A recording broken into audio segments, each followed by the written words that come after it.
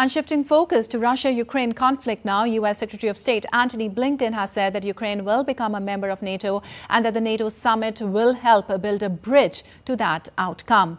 Blinken and top Zelensky aide Andriy Yermak discussed NATO members' intention to bring Ukraine closer to the alliance on Tuesday. They also discussed helping to strengthen Ukraine's ability to defend against Russian aggression, along with the efforts led by the G7 nations to enhance the resiliency of Ukraine's energy grid. The meeting came before a NATO summit in the U.S. capital next week, at which Ukraine hopes to secure more assurances from the alliance on its membership bid. And Russia attacked on the central Ukrainian city of Nikopol on Tuesday. Governor Serhiy Lysak reported that the attack killed 2 women and wounded 9 other people. Lysak added the attacks damaged residential housing, educational facilities and a clinic in the city that lies across the Dnipro River from the Russian-occupied Zaporizhzhia nuclear plant.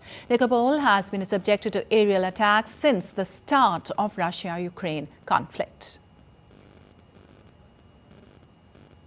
And during a meeting with the Ukrainian counterpart at the Pentagon, U.S. Defense Secretary Lloyd Austin said the United States will soon announce more than $2.3 billion in new security assistance for Ukraine on Tuesday. Austin said the latest weapons package for Ukraine would include arms like anti-tank weapons and air defense interceptors and will allow accelerated procurement of NASAMS and Patriot air defense interceptors. Austin also gave a nod to Ukraine's aspirations to eventually join NATO. He said U.S. will take steps to build a bridge to NATO membership for Ukraine at next week's NATO summit in Washington, D.C.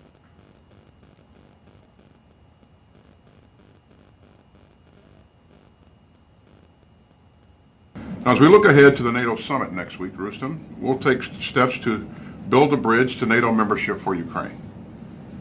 Just weeks ago, President Zelensky and President Biden signed a crucial 10-year bilateral security agreement. That reflects our strong and enduring support for Ukraine.